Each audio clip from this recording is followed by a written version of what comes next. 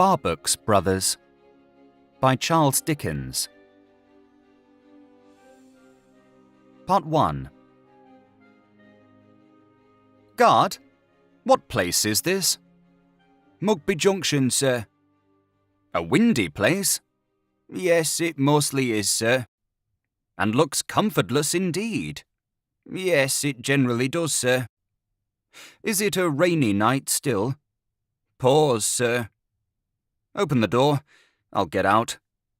You'll have, sir, said the guard, glistening with drops of wet and looking at the tearful face of his watch by the light of his lantern as the traveller descended. 3 minutes here. More, I think, for I am not going on. I thought you had a through ticket, sir. So I have, but I shall sacrifice the rest of it. I want my luggage. Please come to the van and point it out, sir. Be good enough to look very sharp, sir. Not a moment to spare. The guard hurried to the luggage van, and the traveller hurried after him. The guard got into it, and the traveller looked into it. Those 2 large black portmanteaus in the corner where your light shines, those are mine. Name upon 'em, sir? Barbox Brothers. Stand clear, sir, if you please. 1, 2, right! Lamp waved, signal lights ahead already changing, shriek from engine, train gone. Mugby Junction, said the traveller, pulling up the woolen muffler round his throat with both hands. At past 3 o'clock of a tempestuous morning. So. He spoke to himself. There was no one else to speak to. Perhaps, though there had been anyone else to speak to, he would have preferred to speak to himself. Speaking to himself, he spoke to a man with 5 years of 50 either way, who had turned grey too soon, like a neglected fire. A man of pondering habit, brooding carriage of the head, and suppressed internal voice. A man with many indications on him of having been much alone. He stood unnoticed on the dreary platform, except by the rain and by the wind. Those 2 vigilant assailants made a rush at him. "Very well," said he, yielding. "It signifies nothing to me to what quarter I turn my face." Thus, at Mugby Junction, at past 3 o'clock of a tempestuous morning, the traveller went where the weather drove him. Not but what he could make a stand when he was so minded, for, coming to the end of the roofed shelter, it is of considerable extent at Mugby Junction, and looking out upon the dark night, with a yet darker spirit wing of storm beating its wild way through it, he faced about and held his own as ruggedly in the difficult direction as he had held it in the easier one.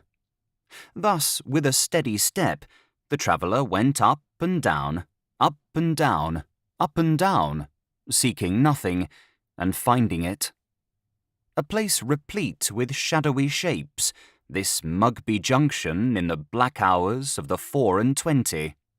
Mysterious goods trains, covered with palls, and gliding on like vast, weird funerals, conveying themselves guiltily away from the presence of the few lighted lamps, as if their freight had come to a secret and unlawful end. Half-miles of coal pursuing in a detective manner, following when they lead, stopping when they stop, backing when they back. Red-hot embers showering out upon the ground down this dark avenue, and down the other, as if torturing fires were being raked clear. Concurrently, shrieks and groans and grinds invading the ear, as if the tortured were at the height of their suffering. Iron-barred cages full of cattle jangling by midway, the drooping beasts with horns entangled, eyes frozen with terror, and mouths too. At least they have long icicles, or what seems so, hanging from their lips. Unknown languages in the air, conspiring in red, green, and white characters. An earthquake, accompanied with thunder and lightning, going up express to London.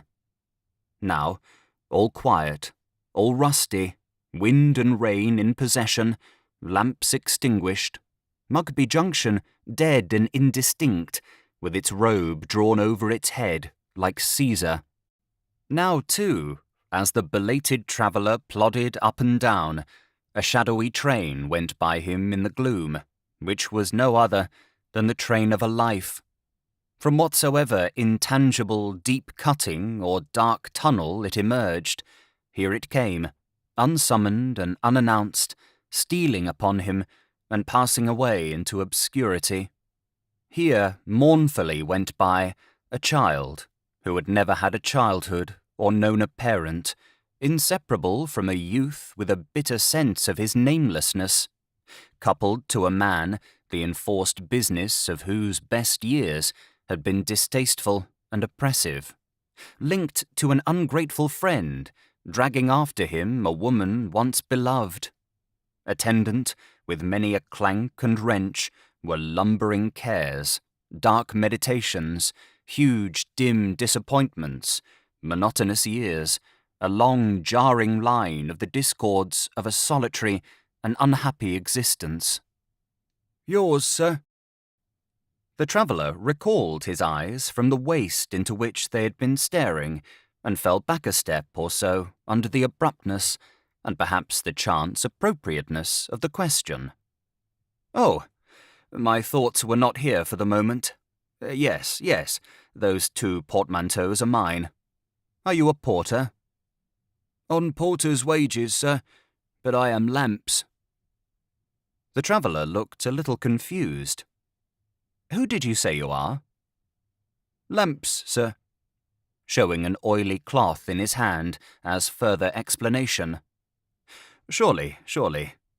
Is there any hotel or tavern here?" "Not exactly here, sir. There is a refreshment room here, but—" Lamps, with a mighty serious look, gave his head a warning roll that plainly added, "But it's a blessed circumstance for you that it's not open." "You couldn't recommend it, I see, if it was available?" "Ask your pardon, sir. If it was open? It ain't my place, as a paid servant of the company, to give my opinion on any of the company's toothpicks." He pronounced it more like toothpicks. "Beyond Lampile and Cotton's," returned Lamps in a confidential tone. "But speaking as a man, I wouldn't recommend my father, if he was to come to life again, to go and try how he'd be treated at the refreshment room. Not speaking as a man, no, I would not." The traveller nodded conviction. "I suppose I can put up in the town. There is a town here." For the traveller, though a stay-at-home compared with most travellers, had been, like many others, carried on the steam winds and the iron tides through that junction before, without having ever, as one might say, gone ashore there. "Oh, yes, there's a town, sir. Anyways, there's town enough to put up in. But," following the glance of the other at his luggage, "this is a very dead time of the night with us, sir. The deadest time. I might almost call it our deadest and buriedest time." "No porters about?" "Well, sir, you see," returned Lamps, confidential again, "they in general goes off with the gas. That's how it is. And they seem to have overlooked you, through your walking to the further end of the platform. But in about 12 minutes or so she may be up." "Who may be up?" "The 342, sir. She goes off in a siding till the up-X passes, and then she—" Here an air of hopeful vagueness pervaded Lamps. "Does all as lays in her power." "I doubt if I comprehend the arrangement." "I doubt if anybody do, sir. She's a parliamentary, sir. And you see, a parliamentary, or a skirmishin—" "Do you mean an excursion?" "That's it, sir. A parliamentary or a skirmishin', she mostly does go off into a siding, but when she can get a chance, she's whistled out of it, and she's whistled up into doing all as." Lamps again wore the air of a highly sanguine man who hoped for the best. "All as lays in her power."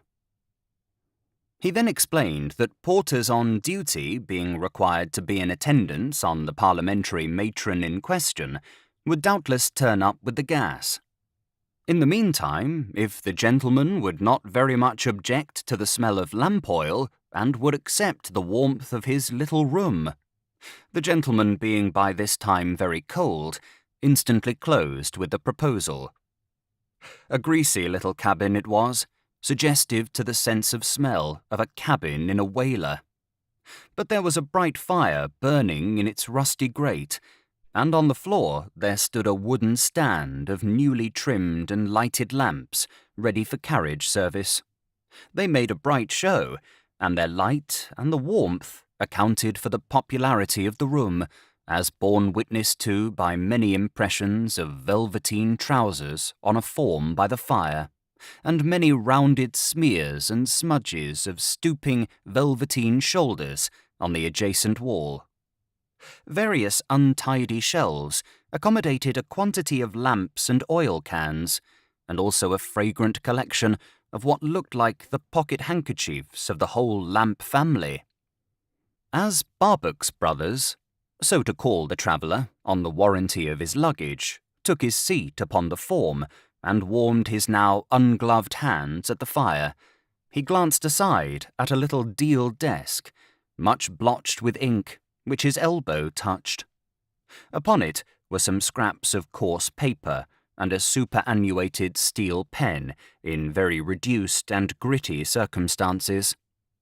From glancing at the scraps of paper, he turned involuntarily to his host and said with some roughness, "Why, you are never a poet, man." Lamps had certainly not the conventional appearance of one, as he stood modestly rubbing his squab nose with a handkerchief so exceedingly oily that he might have been in the act of mistaking himself for one of his charges. He was a spare man, of about the Barbox brothers' time of life, with his features whimsically drawn upward, as if they were attracted by the roots of his hair. He had a peculiarly shining, transparent complexion, probably occasioned by constant oleaginous application, and his attractive hair, being cut short and being grizzled and standing straight up on end, as if it in its turn were attracted by some invisible magnet above it, the top of his head was not very unlike a lamp-wick. "But to be sure, it's no business of mine," said Barbox brothers. "That was an impertinent observation on my part. Be what you like." "Some people, sir," remarked Lamps in a tone of apology, "are sometimes what they don't like." "Nobody knows that better than I do," sighed the other. "I have been what I don't like all my life." "When I first took, sir," resumed Lamps, "to composing little comic songs like—" Barbox brothers eyed him with great disfavour.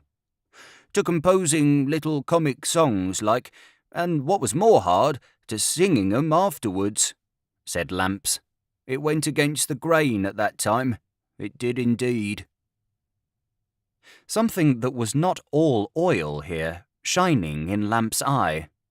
Barbox brothers withdrew his own, a little disconcerted, looked at the fire, and put a foot in the top bar. "Why did you do it, then?" he asked, after a short pause, abruptly enough, but in a softer tone. "If you didn't want to do it, why did you do it? Where did you sing them? Public house?" To which Mr. Lamps returned the curious reply, "Bedside." At this moment, while the traveller looked at him for elucidation, Mugby Junction started suddenly, trembled violently, and opened its gas eyes. "She's got up," Lamps announced, excited. "What lays in her power is sometimes more and sometimes less, but it's laid in her power to get up tonight, by George." The legend Barbox Brothers, in large white letters on two black surfaces, was very soon afterwards trundling on a truck through a silent street, and, when the owner of the legend had shivered on the pavement half an hour, what time the porter's knocks at the inn door knocked up the whole town first, and the inn last, he groped his way into the close air of a shut-up house, and so groped between the sheets of a shut-up bed that seemed to have been expressly refrigerated for him when last made. Part 2. You remember me, young Jackson? What do I remember if not you? You are my first remembrance. It was you who told me that was my name. It was you who told me that on every 20th of December my life had a penitential anniversary in it, called a birthday. I suppose the last communication was truer than the first. What am I like, young Jackson? You are like a blight all through the year to me. You hard-lined, thin-lipped, repressive, changeless woman with a wax mask on. You are like the devil to me, most of all when you teach me religious things, for you make me abhor them. You remember me, Mr. Young Jackson? In another voice, from another quarter. Most gratefully, sir. You were the ray of hope and prospering ambition in my life. When I attended your course, I believed that I should come to be a great healer, and I felt almost happy, even though I was still the one boarder in the house with that horrible mask, and ate and drank in silence and constraint with the mask before me every day, as I had done every day through my school time and from my earliest recollection. What am I like, Mr. Young Jackson? You are like a superior being to me. You are like nature beginning to reveal herself to me. I hear you again, as one of the hushed crowd of young men kindling under the power of your presence and knowledge, and you bring into my eyes the only exultant tears that ever stood in them. You remember me, Mr. Young Jackson? In a grating voice from quite another quarter. Too well. You made your ghostly appearance in my life one day, and announced that its course was to be suddenly and wholly changed. You showed me which was my wearisome seat in the galley of Barbox brothers. When they were, if they ever were, is unknown to me. There was nothing of them but the name when I bent to the oar. You told me what I was to do, and what to be paid. You told me afterwards, at intervals of years, when I was to sign for the firm, when I became a partner, when I became the firm. I know no more of it, or of myself. What am I like, Mr. Young Jackson? You are like my father, I sometimes think. You are hard enough and cold enough, so to have brought up an unacknowledged son. I see your scanty figure, your close brown suit, and your tight brown wig. But you, too, wear a wax mask to your death. You never by a chance remove it. It never by a chance falls off. And I know no more of you. Throughout this dialogue, the traveller spoke to himself at his window in the morning, as he had spoken to himself at the junction overnight. And as he had then looked in the darkness, a man who had turned grey too soon, like a neglected fire, so he now looked in the sunlight, an ashier grey, like a fire which the brightness of the sun put out. The firm of Barbox Brothers had been some offshoot or irregular branch of the public notary and bill-broking tree. It had gained for itself a griping reputation before the days of young Jackson, and the reputation had stuck to it, and to him. As he had imperceptibly come into possession of the dim den up in the corner of a court off Lombard Street, on whose grimy windows the inscription Barbox Brothers had for many long years daily interposed itself between him and the sky, so he had insensibly found himself a personage held in chronic distrust, whom it was essential to screw tight to every transaction in which he engaged, whose word was never to be taken without his attested bond, whom all dealers with openly set up guards and wards against. This character had come upon him through no act of his own. It was as if the original Barbox had stretched himself down upon the office floor, and had thither caused to be conveyed young Jackson in his sleep, and had there effected a metempsychosis and exchange of persons with him. The discovery, aided in its turn by the deceit of the only woman he had ever loved, and the deceit of the only friend he had ever made, who eloped from him to be married together. The discovery, so followed up, completed what his earliest rearing had begun. He shrank, abashed, within the form of Barbox, and lifted up his head and heart no more. But he did at last effect one great release in his condition. He broke the oar he had plied so long, and he scuttled and sank the galley. He prevented the gradual retirement of an old conventional business from him by taking the initiative and retiring from it. With enough to live on, though, after all, with not too much, he obliterated the firm of Barbox Brothers from the pages of the Post Office Directory and the face of the earth, leaving nothing of it but its name on 2 portmanteaus.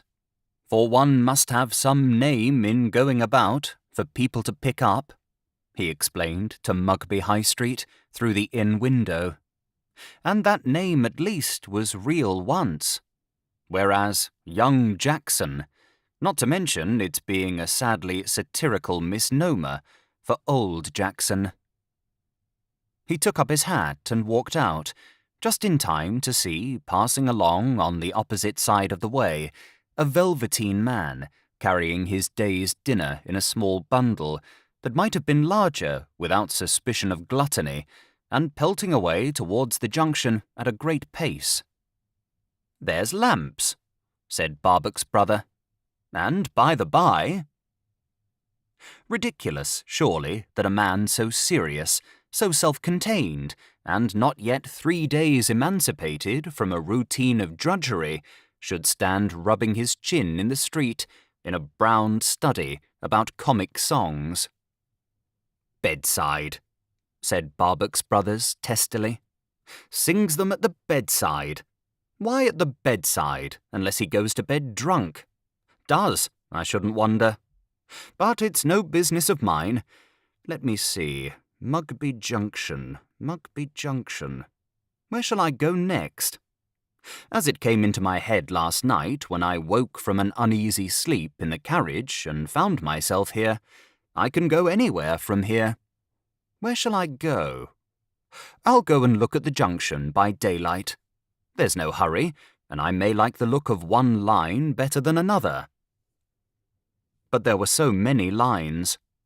Gazing down upon them from a bridge at the junction, it was as if the concentrating companies formed a great industrial exhibition of the works of extraordinary ground spiders that spun iron. And then so many of the lines went such wonderful ways, so crossing and curving among one another, that the eye lost them. And then some of them appeared to start with the fixed intention of going 500 miles, and all of a sudden gave it up at an insignificant barrier, or turned off into a workshop. And then others, like intoxicated men, went a little way very straight, and surprisingly slewed round and came back again.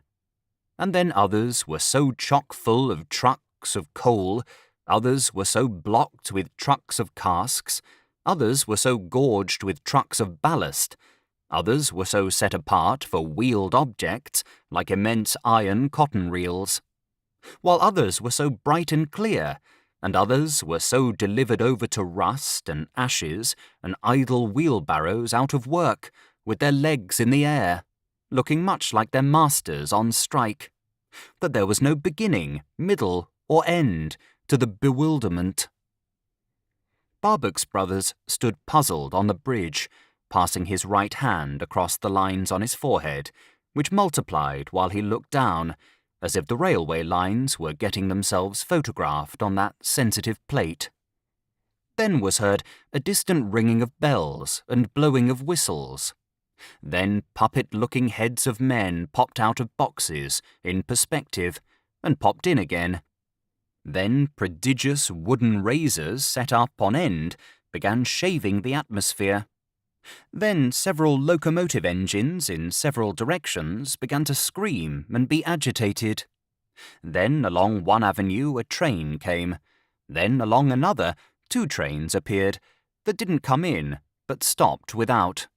Then bits of trains broke off. Then a struggling horse became involved with them. Then the locomotives shared the bits of trains and ran away with the whole. I have not made my next move much clearer by this. No hurry, no need to make up my mind today, or tomorrow, nor yet the day after. I'll take a walk. It fell out somehow, perhaps he meant it should, that the walk tended to the platform at which he had alighted, and to Lamp's room. But Lamp's was not in his room. A pair of velveteen shoulders were adapting themselves to one of the impressions on the wall by Lamp's fireplace. But otherwise the room was void. In passing back to get out of the station again, he learnt the cause of this vacancy by catching sight of Lamp's on the opposite line of railway, skipping along the top of a train from carriage to carriage, and catching lighted namesakes thrown up to him by a coadjutor. He is busy. He has not much time for composing or singing comic songs this morning, I take it. The direction he pursued now was out into the country, keeping very near to the side of one great line of railway, and within easy view of others. I have half a mind, he said, glancing around, to settle the question from this point by saying, I'll take this set of rails or that, or t'other, and stick to it. They separate themselves from the confusion out here and go their ways. Ascending a gentle hill of some extent, he came to a few cottages. There, looking about him as a very reserved man might, who had never looked about him in his life before, he saw some 6 or 8 young children come merrily trooping and whooping from one of the cottages and disperse. But not until they had all turned at the little garden gate and kissed their hands to a face at the upper window, a low window enough, although the upper, for the cottage had but a story of 1 room above the ground. Now, that the children should do this was nothing, but that they should do this to a face lying on the sill of the open window, turned towards them in a horizontal position, and apparently only a face, was something noticeable.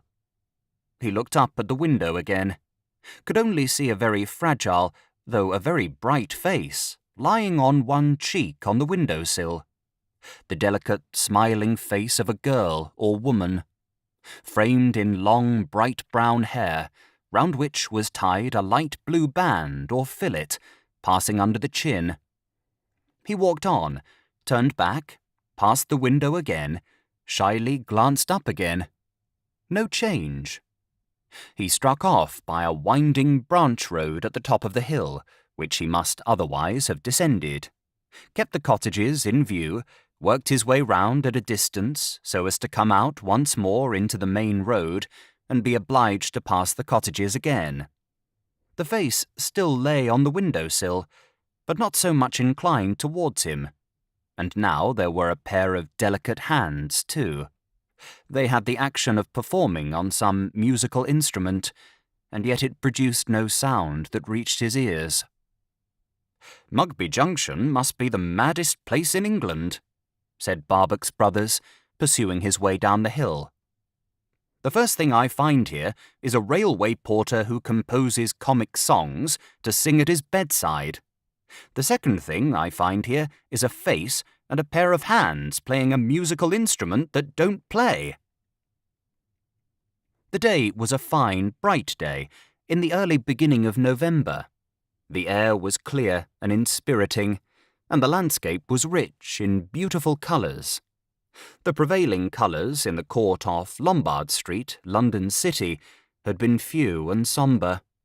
Sometimes, when the weather elsewhere was very bright indeed, the dwellers in those tents enjoyed a pepper-and-salt-coloured day or two, but their atmosphere's usual wear was slate or snuff colour. He relished his walk so well that he repeated it next day. He was a little earlier at the cottage than on the day before, and he could hear the children upstairs singing to a regular measure and clapping out the time with their hands. "Still, there is no sound of any musical instrument," he said, listening at the corner. "And yet I saw the performing hands again as I came by. What are the children singing? Why, good Lord, they can never be singing the multiplication table." They were, though, and with infinite enjoyment. The mysterious face had a voice attached to it, which occasionally led or set the children right. Its musical cheerfulness was delightful. The measure at length stopped, and was succeeded by a murmuring of young voices, and then by a short song, which he made out to be about the current month of the year, and about what work it yielded to the labourers in the fields and farmyards. Then there was a stir of little feet, and the children came trooping and whooping out, as on the previous day. And again, as on the previous day, they all turned at the garden gate and kissed their hands, evidently to the face on the window-sill, though Barbox brothers, from his retired post of disadvantage at the corner, could not see it. But as the children dispersed, he cut off one small straggler, a brown-faced boy with flaxen hair, and said to him, "Come here, little one. Tell me, whose house is that?"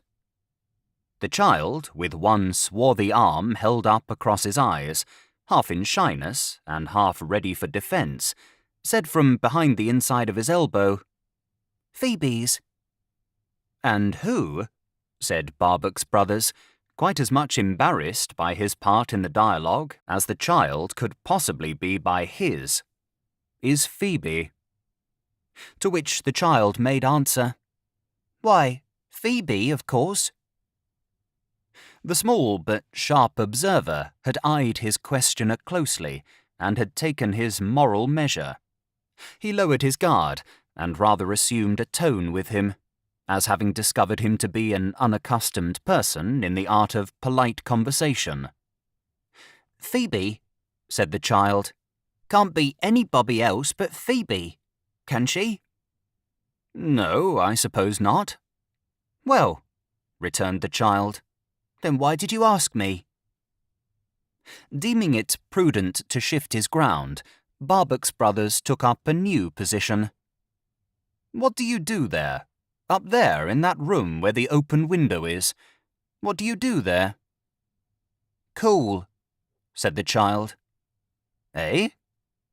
"Cool," the child repeated in a louder voice, lengthening out the word with a fixed look and great emphasis, as much as to say, "What's the use of your having grown up if you're such a donkey as not to understand me?" "Ah, school, school," said Barbox brothers. "Yes, yes, yes, and Phoebe teaches you." The child nodded.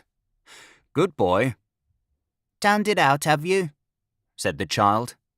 "Yes, I have found it out. What would you do with twopence if I gave it you?" "Penned it."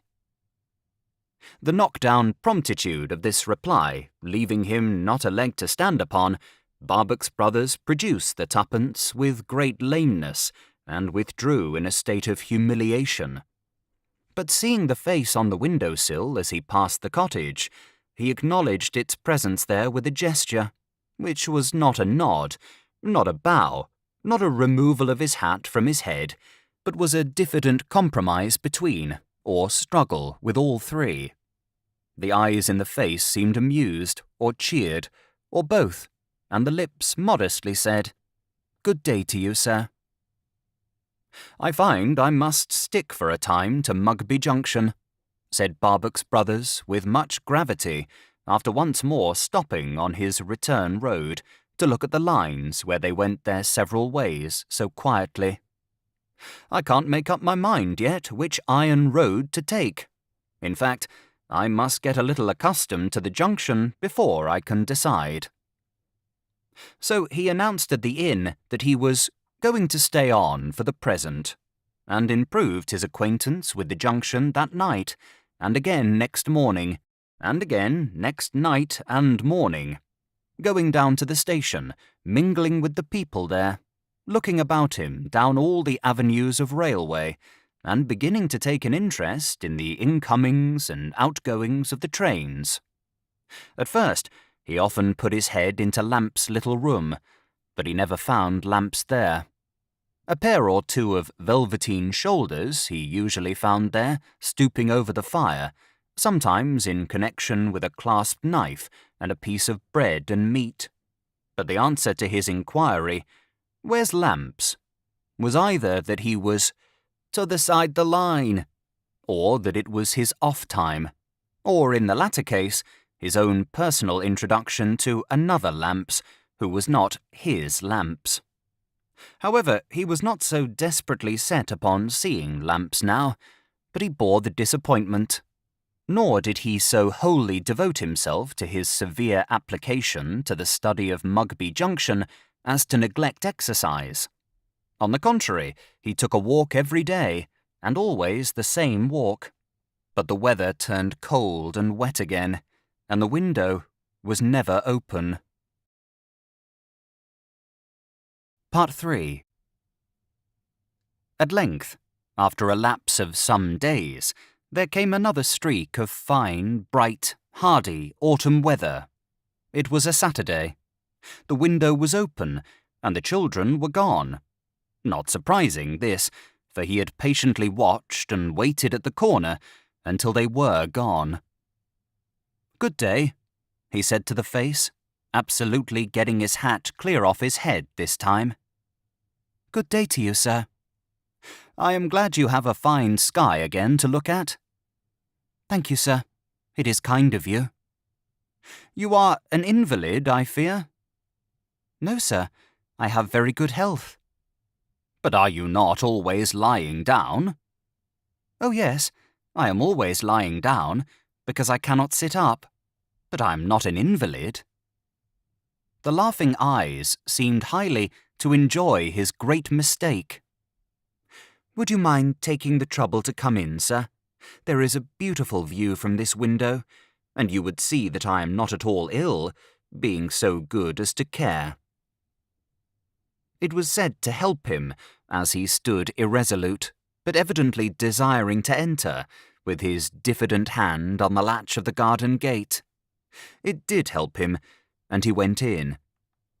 The room upstairs was a very clean, white room with a low roof. Its only inmate lay on a couch that brought her face on a level with the window.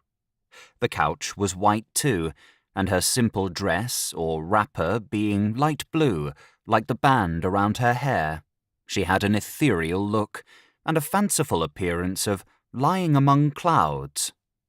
He felt that she instinctively perceived him to be, by habit, a downcast, taciturn man. It was another help to him to have established that understanding so easily, and got it over. There was an awkward constraint upon him, nevertheless, as he touched her hand, and took a chair at the side of her couch. "I see now," he began, not at all fluently, "how you occupy your hands. Only seeing you from the path outside, I thought you were playing upon something." She was engaged in very nimbly and dexterously making lace. A lace pillow lay upon her breast, and the quick movements and changes of her hands upon it as she worked had given them the action he had misinterpreted. "That is curious," she answered, with a bright smile, "for I often fancy myself that I play tunes while I am at work." "Have you any musical knowledge?" She shook her head. "I think I could pick out tunes if I had any instrument which could be made as handy to me as my lace pillow, but I dare say I deceive myself. At all events, I shall never know. You have a musical voice. Excuse me, I have heard you sing. With the children, she answered, slightly colouring. Oh yes, I sing with the dear children, if it can be called singing. Barbox brothers glanced at the two small forms in the room and hazarded the speculation that she was fond of children and that she was learned in new systems of teaching them. Very fond of them, she said, shaking her head again. But I know nothing of teaching beyond the interest I have in it and the pleasure it gives me when they learn. Perhaps your overhearing my little scholars sing some of their lessons has led you so far astray as to think me a grand teacher. Ah, I thought so. No, I have only read and been told about that system. It seemed so pretty and pleasant, and to treat them so like the merry robins they are, that I took up with it in my little way. You don't need to be told what a very little way mine is, sir, she added, with a glance at the small forms and round the room. All this time her hands were busy at her lace pillow. As they still continued so, and as there was a kind of substitute for conversation in the click and play of its pegs, Barbox brothers took the opportunity of observing her. He guessed her to be 30. The charm of her transparent face and large, bright brown eyes was not that they were passively resigned, but that they were actively and thoroughly cheerful. Even her busy hands, which of their own thinness alone might have besought compassion, plied their task with a gay courage that made mere compassion an unjustifiable assumption of superiority and an impertinence. He saw her eyes in the act of rising towards his, and he directed his towards the prospect, saying, "Beautiful indeed." "Most beautiful, sir. I have sometimes had a fancy that I would like to sit up, for once, only to try how it looks to an erect head. But what a foolish fancy that would be to encourage.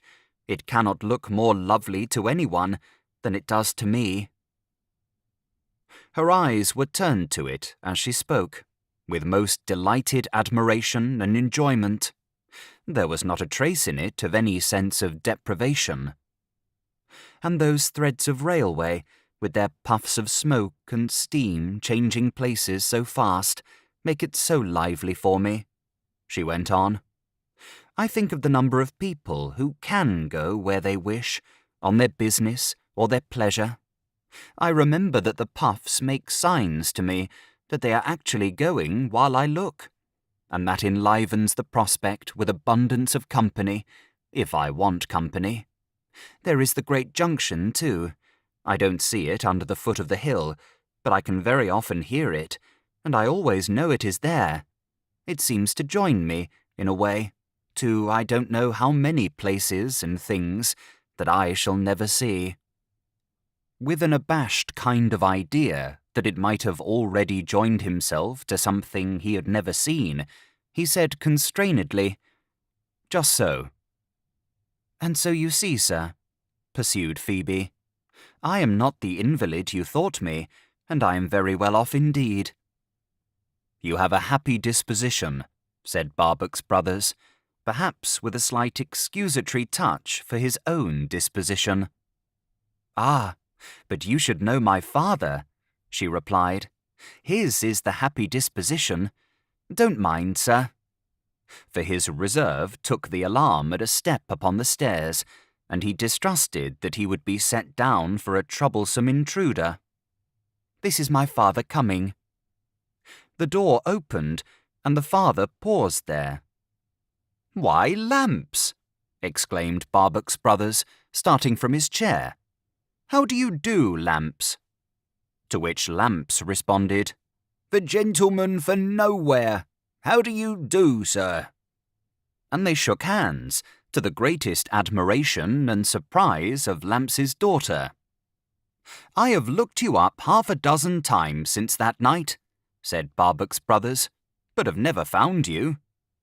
"So I've heerd on, sir, so I've heerd on," returned Lamps. It's your being noticed so often down at the junction without taking any train that has begun to get you the name among us of the gentleman for nowhere.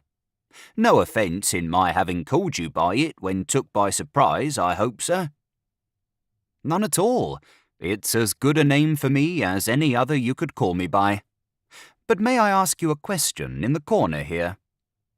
Lamps suffered himself to be led aside from his daughter's couch by one of the buttons of his velveteen jacket. "Is this the bedside where you sing your songs?" Lamps nodded. The gentleman for nowhere clapped him on the shoulder, and they faced about again. "Upon my word, my dear," said Lamps then to his daughter, looking from her to her visitor, "it is such an amaze to me to find you brought acquainted with this gentleman that I must, if this gentleman will excuse me, take a rounder." Mr. Lamps demonstrated in action what this meant, by pulling out his oily handkerchief rolled up in the form of a ball and giving himself an elaborate smear from behind the right ear, up the cheek, across the forehead, and down the other cheek to behind his left ear. After this operation, he shone exceedingly. "It's according to my custom, when particular warmed up by any agitation, sir," he offered by way of apology. "And really I am throwed into that state of amaze by finding you brought acquainted with Phoebe that I think I will, if you'll excuse me, take another rounder." Which he did, seeming to be greatly restored by it.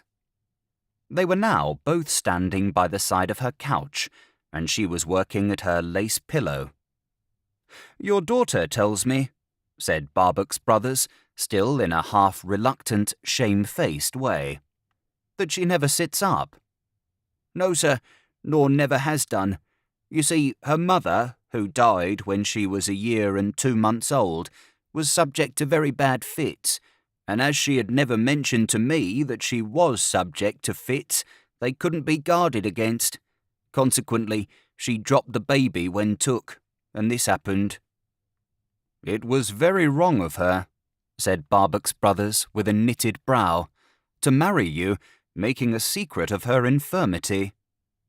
"Well, sir," pleaded Lamps, in behalf of the long-deceased, "you see, Phoebe and me, we have talked that over too, and Lord bless us, such a number on us has our infirmities, what with fits and what with misfits of one sort and another, that if we confessed to 'em all before we got married, most of us might never get married." "Might not that be for the better?" "Not in this case, sir," said Phoebe, giving her hand to her father. "No, not in this case, sir," said her father, patting it between his own. "You correct me," returned Barbox Brothers with a blush, "and I must look so like a brute that at all events it would be superfluous in me to confess to that infirmity. I wish you would tell me a little more about yourselves. I hardly know how to ask it of you, for I am conscious that I have a bad, stiff manner, a dull, discouraging way with me. But I wish you would." "With all our hearts, sir," returned Lamps, gaily, for both. "And first of all, that you may know my name." "Stay," interposed the visitor with a slight flush. "What signifies your name? Lamps is name enough for me. I like it. It is bright and expressive. What do I want more?" "Why, to be sure, sir," returned Lamps, "I have in general no other name down at the junction, but I thought on account of your being here as a first-class single in a private character, that you might—" The visitor waved the thought away with his hand, and Lamps acknowledged the mark of confidence by taking another rounder. "You are hard-worked, I take for granted?" said Barbox Brothers, when the subject of the rounder came out of it much dirtier than he went into it. Lamps was beginning.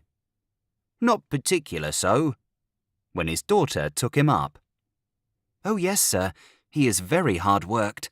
14, 15, 18 hours a day. sometimes 24 hours at a time. And you? Said Barbox Brothers. What with your school, Phoebe, and what with your lace-making? But my school is a pleasure to me, she interrupted, opening her brown eyes wider, as if surprised to find him so obtuse. I began it when I was but a child, because it brought me and other children into company, don't you see? That was not work. I carry it on still, because it keeps children about me. That is not work. I do it as love, not as work. Then my lace pillow. Her busy hands had stopped, as if her argument required all her cheerful earnestness, but now went on again at the name.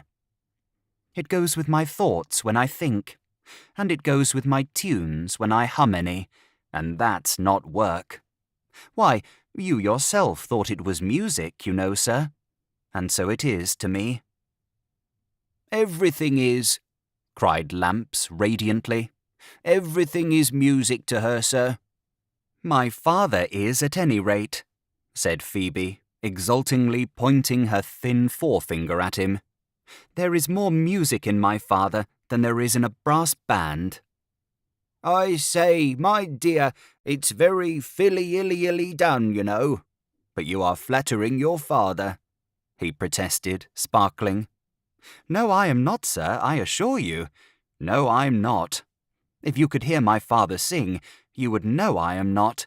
But you never will hear him sing, because he never sings to anyone but me.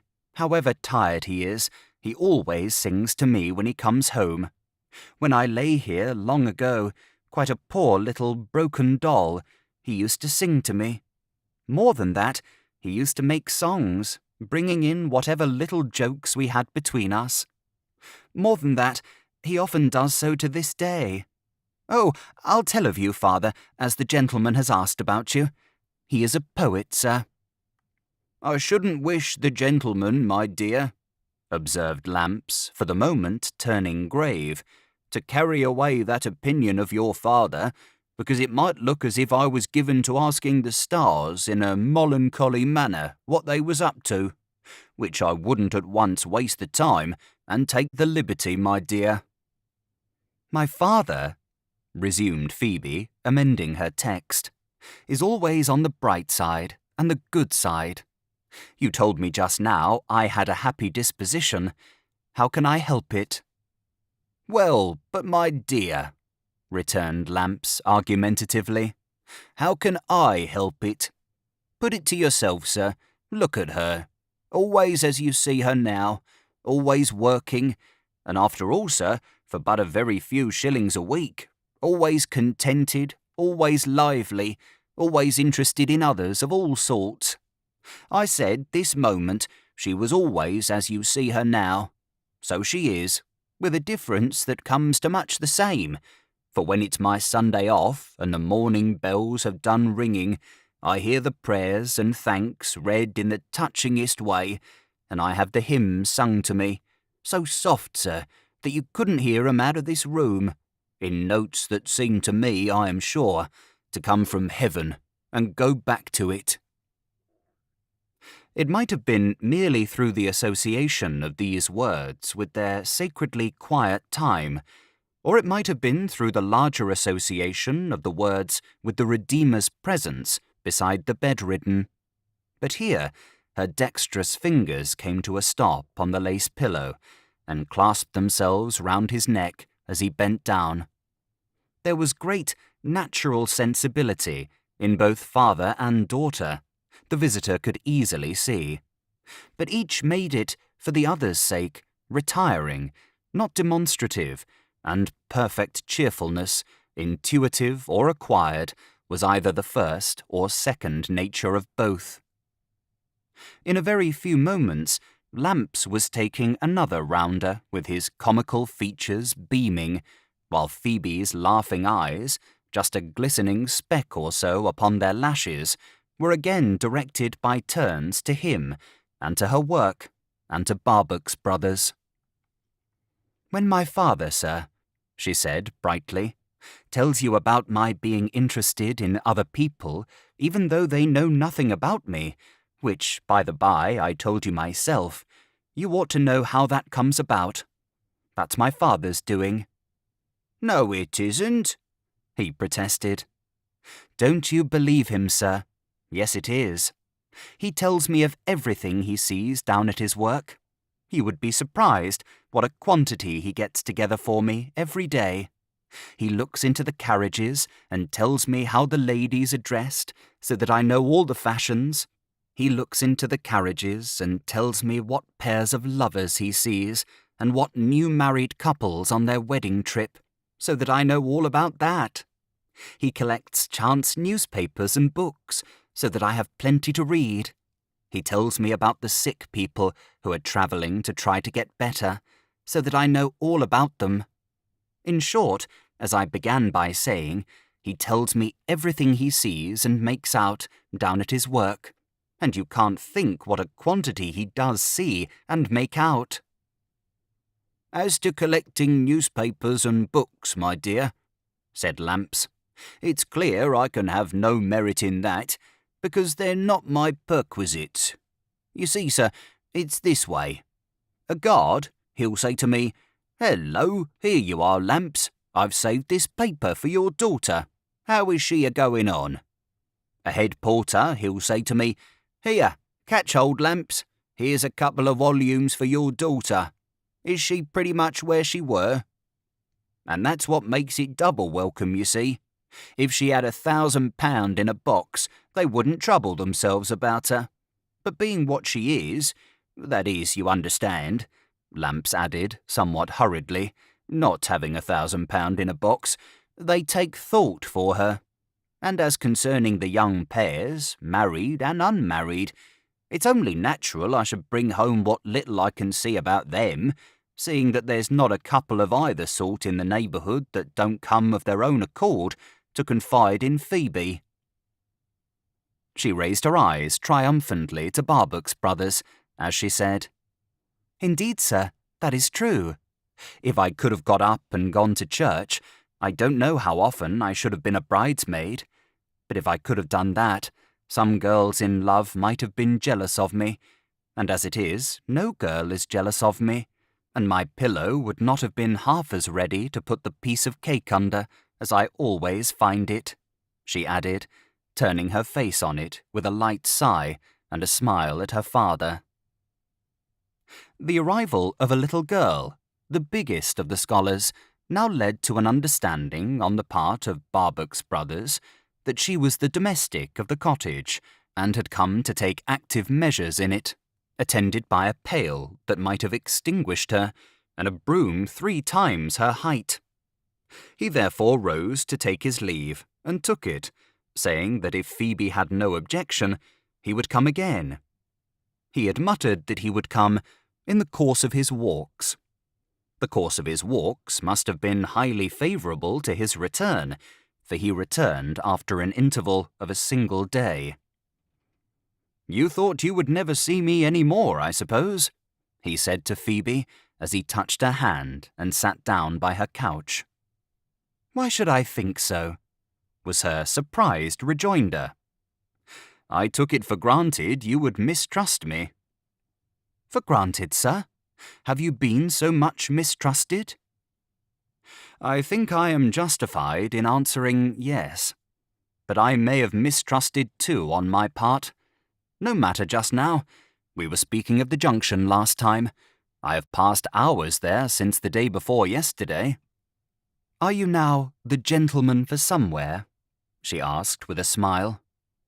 "Certainly for somewhere, but I don't yet know where. You would never guess what I am travelling from. Shall I tell you? I am travelling from my birthday." Her hand stopped in her work, and she looked at him with incredulous astonishment. "Yes," said Barbox brothers, not quite easy in his chair. "From my birthday. I am, to myself, an unintelligible book, with the earlier chapters all torn out and thrown away. My childhood had no grace of childhood. My youth had no charm of youth. And what can be expected from such a lost beginning?" his eyes meeting hers as they were addressed intently to him. Something seemed to stir within his breast, whispering, "Was this bed a place for the graces of childhood and the charms of youth to take to kindly? Oh, shame, shame!" "It is a disease with me," said Barbox Brothers, checking himself and making as though he had a difficulty in swallowing something. "To go wrong about that. I don't know how I came to speak of that. I hope it is because of an old misplaced confidence in one of your sex, involving an old bitter treachery. I don't know. I am all wrong together." Her hands quietly and slowly resumed their work. Glancing at her, he saw that her eyes were thoughtfully following them. "I am travelling from my birthday," he resumed, "because it has always been a dreary day to me. My first free birthday coming round some 5 or 6 weeks hence, I am travelling to put its predecessors far behind me, and to try to crush the day, or at all events, put it out of my sight, by heaping new objects on it." As he paused, she looked at him, but only shook her head, as being quite at a loss. "This is unintelligible to your happy disposition," he pursued, abiding by his former phrase, as if there were some lingering virtue of self-defence in it. "I knew it would be, and am glad it is. However, on this travel of mine, in which I mean to pass the rest of my days, having abandoned all thought of a fixed home, I stopped, as you heard from your father, at the junction here. The extent of its ramifications quite confused me as to whither I should go from here. I have not yet settled, being still perplexed among so many roads. What do you think I mean to do? How many of the branching roads can you see from your window?" Looking out, full of interest, she answered, "7. "7," said Barbox Brothers, watching her with a grave smile. "Well, I propose to myself at once to reduce the gross number to those very 7, and gradually to fine them down to 1, the most promising for me, and to take that." "But how will you know, sir, which is the most promising?" she asked, with her brightened eyes roving over the view. "Ah," said Barbox Brothers, with another grave smile, and considerably improving in his ease of speech. "To be sure, in this way. Where your father can pick up so much every day for a good purpose, I may once and again pick up a little for an indifferent purpose. The gentleman for nowhere must become still better known at the junction. He shall continue to explore it until he attaches something that he has seen, heard, or found out at the head of each of the 7 roads, to the road itself. And so his choice of a road shall be determined by his choice among his discoveries." Her hand still busy, she again glanced at the prospect, as if it comprehended something that had not been in it before, and laughed as if it yielded her new pleasure.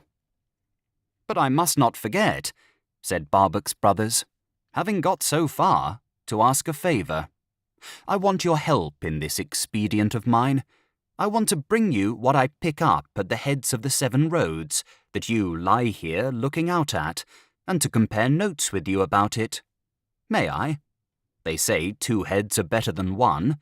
I should say myself that probably depends upon the heads concerned, but I am quite sure, though we are so newly acquainted, that your head and your father's have found out better things, Phoebe, than ever mine of itself discovered."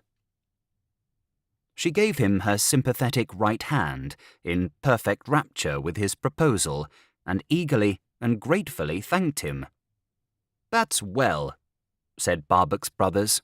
"Again, I must not forget, having got so far, to ask a favour. Will you shut your eyes?" Laughing playfully at the strange nature of the request, she did so. "Keep them shut," said Barbox Brothers, going softly to the door and coming back. You are on your honour, mind, not to open your eyes until I tell you that you may. Yes, on my honour.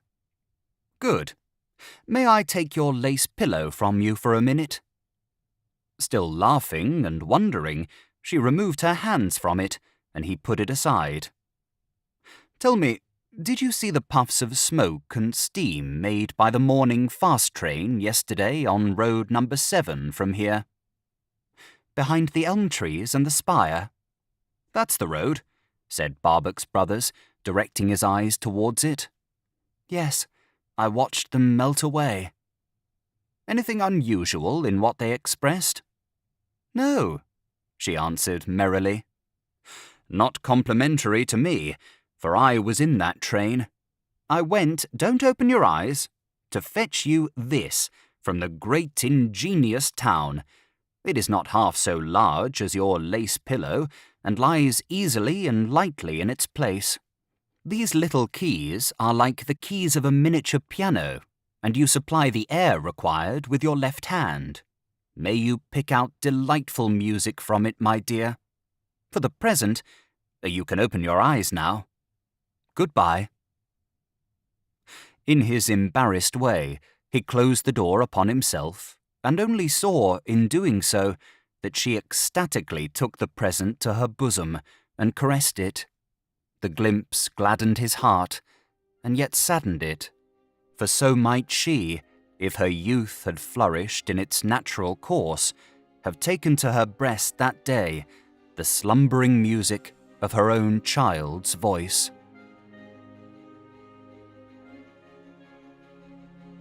Thank you for listening to Barbox Brothers by Charles Dickens. If you have enjoyed this audiobook, please consider subscribing and leaving a like to help in the making of future audiobooks.